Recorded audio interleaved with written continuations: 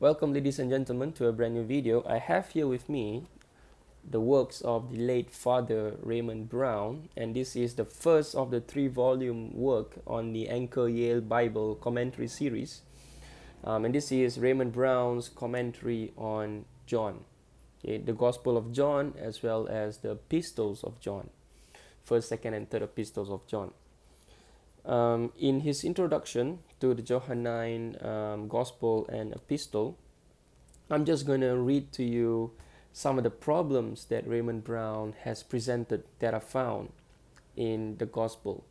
And this clearly indicates that John of Zebedee, if he did write the Gospel, he is not the only author of the Gospel.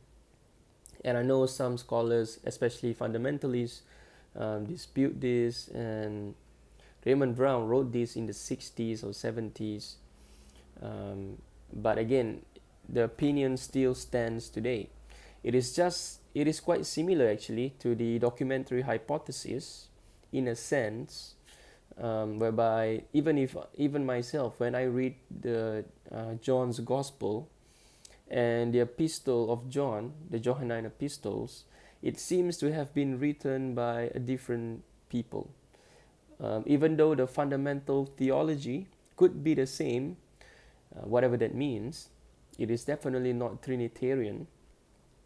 No scholars would agree that Johannine is preaching Trinitarian views because that came later on. The Johannine community is part of a Gnostic community, and believe that Jesus is somewhat divine.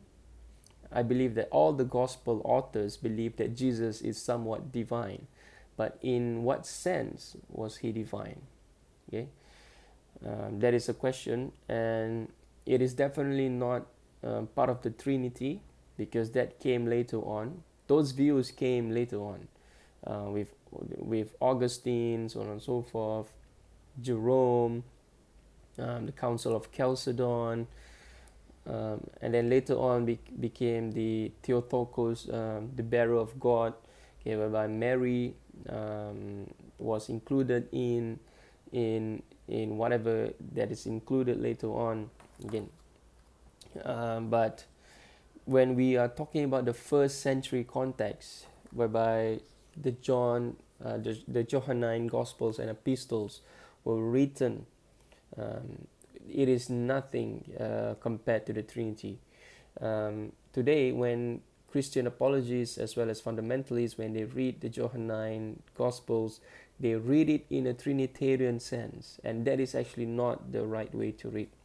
Because if you want to know what the author clearly says, you have to read in his context. Okay? He clearly never speaks about the Trinity. But what Christians have done over the years was that they have picked a passage here, pick a passages there, and then they read it in the Trinitarian sense.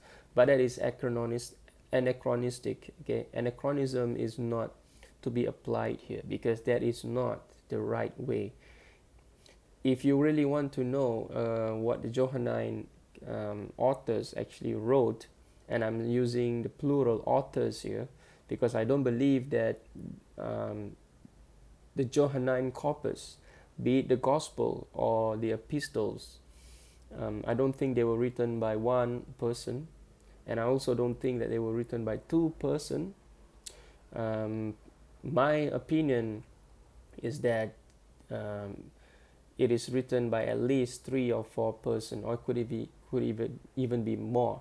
The Gospel of John itself, there's many literary seams, and there seems to be at least 2 authors here. Or it could be that the author of the Gospel of John have with him 2 sources. One is an earlier sources, probably around the 40s or 50s, pretty much similar to the sources that Mark had. And also in the Gospel of John, we have sources that came much later on, and that is the reason whereby we get the Gnostics in it, like the prologue, for example. The prologue in itself 1 to 18, chapter 1 to 8, verse 1 to 18. I don't think it is written by one person. I think that it is written, the later part of the prologue towards verse 18 was probably written earlier than the verse 1 to 4 of chapter 1 of the Gospel of John. I'll do another video explaining this, but then you have to get into the Greek and you have to really try to understand it in that way. We can do another video for that. But yeah, I'm just going to read to you what Raymond Brown says here. And this is from the second part of his introduction. Okay. There are differences of Greek style in the gospel. Okay. The prologue is written in a carefully constructed interlocking poetic pattern found but rarely in the gospel proper. Moreover, the prologue employs important theological terms not found elsewhere in the gospel. For example, the logos, okay, word, and charis, grace, okay, and pleroma, okay, meaning the fullness. Second, there are breaks and inconsistencies in sequence. Too much has been made of the geographical and chronological jumps in John, whereby without any indication of a transition, one chapter may be situated in a different locale from that of the previous chapter. Such jumps would be crucial only if the gospel were an attempt to give us a complete account of the ministry of Jesus. Okay? Yet, even if we are careful not to impose upon the evangelists our modern passion for chronology, there are still seeming contradictions in the present order of the gospel. Okay. One example is that Jesus concludes his remarks at the Last Supper and gives the command to depart. Yet this is followed by 3 more chapters of discourse, and the departure does not seem to take place. Okay? It took place later. We are given a clear conclusion to the gospel, and then the evangelist sums up his narration and explains the purpose he had in writing. Yet this is followed by another seemingly independent chapter with another conclusion. So there are 2 conclusions. Now I'm just jumping here because this is really, really long, and I really recommend this commentary. Okay. Third, there are repetitions in the discourses, as well as passages that clearly do not belong to their context. At times, the evangelist's economy of style is truly impressive, but at other times, what has been said seems to be repeated over and over again, only in slightly different terms. Could this be a problem? This is a minor problem, because sometimes when you read even modern works, as well as ancient works, you do find that the church fathers often repeat many times, just to emphasize. Okay, so I don't find this a huge problem. Okay, and Raymond Brown also says that he never explicitly, but I think he don't think that this is a huge problem as well. For example, what is said in verse 19 to 25, with an emphasis on realized eschatology, appears again and in part almost verbatim, okay, in verse 26 to 30. What is said and what happened in verse 35 to 50, where Jesus presents his revelation as the bread of life, is almost the same as what is said and what happened in 51 to 58, where Jesus presents his body as the bread of life. Okay. And so there are many repetitions here. What could be the possible explanation? To go to explain this, it would take hours and hours of video. A video would be 1 hour long for me to explain this. And so, in summary, there seems to be different authors at work here. Now, what is my opinion on this? I don't believe that the Gospel of John was actually written and then edited later on and then what we have here today is actually um, the writings of probably 2 or 3 or 4 persons. um, but what could have possibly happened was that um, the author of the Gospel of John had with him several sources, as I've explained in my introduction of this video, and he copied these sources, but he did not copy them next to one another. He basically copied them, he fused both of these narrative, and then he produced his own gospel, the Gospel of John. That seems to be the more plausible things that happen, because the literary themes is not similar to the Genesis literary themes, whereby you can see that there seems to be repetition in the creation story, but the story, like for example the priestly source and the Elohim source and the Yahweh source, what the author of Genesis had done was that he uses all the Yahweh source, and then he uses the Elohim source. This is true and not true in certain parts, okay? But what is so inconsistent in John, and it is also difficult to apply the same methods that we have on the documentary hypothesis, it is because that it is not similar to that. But you can still find in John many different authors. And how do you go about looking for these things? It is via commentaries. Scholars have pointed this out for 50, 100 years even. But again, even if you read it with an open mind, just know a little bit about the Greek language, a little bit. You need to know a lot, but even if you know a little bit and read it in Greek a little bit, you'll probably be able to tell. Whereby, for example, the discourses in the Last Supper, Jesus said that, okay, Jesus concluded the Last Supper, but then the discourses goes on for another 3 chapters. And so that is strange. But that is only strange, and Raymond Brown mentioned this as well in his commentary. Could we have been reading it in an anachronistic way? Whereby, do we demand that ancient authors actually have to write their Gospels, or have to write something in chronological order? It is not necessary so.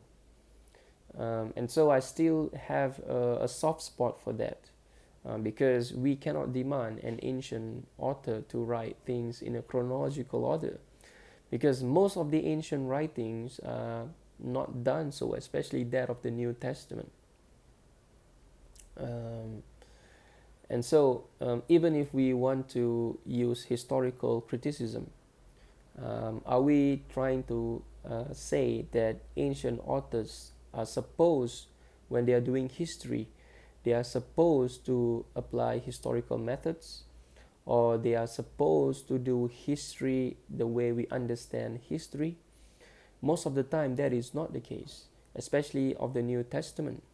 There seems to be a unity here, and that the New Testament authors, whenever they use history, it is not actually to produce a historical result, but it is actually used to produce a theological result, meaning they are doing theology through history, and not history through history. They are doing theology through history. And so, does this mean that the historical narrative is completely bogus? I don't think so. There seems to be some fact about the historical narrative, whereas there also seems to be some ambiguity, some disputes, and something that is plausibly impossible could have happened historically, like the census in Luke, for example. Okay, whereby people have to return to the Davidic ancestry homes to pay tax. If this were to happen, then we would have writings from all over the Roman corpus, but we don't have. Okay, and so this is highly problematic, and my opinion on that is that it doesn't happen. It could not have possibly happened, because where would you go? 1,000 years ago, King David lived 1,000 years ago from Jesus. So how would you know where your ancestor even lived? So this is highly problematic. Again, there are two ways here. Some historians and scholars completely reject prophetic traditions, okay? Whereas there are some historian who is also a theologian who do not reject, okay, who accept prophetic tradition, meaning they entertain prophecy, okay? And my opinion is that I entertain prophecy because to say, if we are doing history, and I think Raymond Brown made this point as well. He maybe not in this work, but in some of his other writings, whereby a historian job is to actually narrate what happened, what could have happened in the past. For a historian to actually deny prophecy, I don't think that is actually the historian's job. Okay, the historian is not someone who is supposed to say that, okay, this thing happened and this thing doesn't happen. If we were to do religion, and religion is filled with prophecy, for a historian to do religion that doesn't entertain prophecy, I think that is highly problematic, because you are removing 50% of religion, and that is, it has something to do with prophecy. And so if you measure your yardstick that way, you eliminated the biggest portion of religion, and that is something to do with prophecy, then definitely your end result will be, at the other end of the yardstick compared to those with the theologian. And I prefer to take the middle ground, because some theologians deny historical criticism, and some historians deny theological criticism, because they're doing history, they're not doing theology. But I think the more focus should be on the middle ground. It is not the historian's job to say that prophecy doesn't exist, because a historian's job is to actually just narrate what could have happened in the past, or what happened in the past, okay, be it prophecy, be it anything else. A historian's job is just to narrate what actually, or what could have happened in the past, and not to come up with a conclusion saying that okay, Jesus was born miraculously, so that is historically impossible, because no one is born miraculously. That is not the historian's job. Okay? A historian can make his comments, but to blatantly deny prophecy, I don't think that is within the field of historical criticism. It should not be in the field of historical criticism. Okay. Same goes to the theologian. A theologian who deny historical criticism is living in a world whereby reality is not firm on the ground. Again, a historian or history is not actually to tell what happened in the past, because we no longer have the past. We cannot repeat the past, and so we can only try to assert what could have happened in the past. What are the evidence? If we have 4 gospels, okay, that talk about Jesus, and 2 gospels explicitly say that Jesus was born of a virgin, okay, he was born miraculously, the evidence is actually strong that Jesus is born miraculously. Whether a historian is able to fathom that idea or not, that is not up to him to assert his personal comments. in his historical work. Because if we play it by evidence, if we play it by the amount of sources, independent sources that we have, okay, and Mark is independently of Luke, and Luke is independently of Matthew, and John is independently of all three of the Gospels, and Thomas is independently of all the four Gospels in the New Testament. And so our sources are strong, and two out of the four sources, and two out of the four sources clearly indicates that Jesus was born of a virgin, and the other two out of the four sources do not deny, okay, that Jesus was born of a virgin, nor do they accept. And so it is a neutral source. We cannot use it to reject the first two sources, Matthew and Luke. And so with this, we cannot actually, and I don't think it is right actually for a historian to deny the virgin birth or the miraculous birth of Jesus, because the sources is actually strong. We have strong sources on this. Whereas I think it is cherry picking.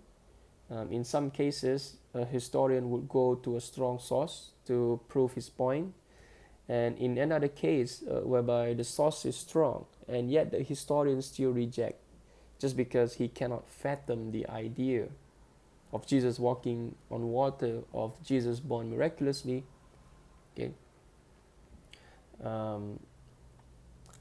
But a historian may come back and say that both of the sources that we have on the miraculous birth of Jesus is actually contrasting. They contradict one another in a sense.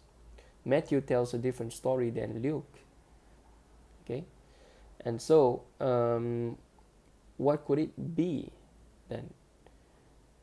And so if we were to deny the miraculous birth just because the two sources tells a different narrative, I don't think that is strong as well. Because the penultimate view is that Jesus was born of a virgin, okay? But the historical narrative as to how he was born of a virgin, the storyline that leads to his virgin birth, okay, is historically in contradiction with one another amongst Matthew and Luke. But that doesn't mean that the conclusion should be denied as well, because the conclusion from both Matthew and Luke was that Jesus was born of a virgin. But Matthew and Luke tells the story differently, okay? And so we criticize their historical narrative because we don't know which one is correct, because we only have two sources, and these two sources contradict one another, okay? So the narrative, the historical narrative that leads to the virgin birth is in doubt. But what is not in doubt is the conclusion, okay?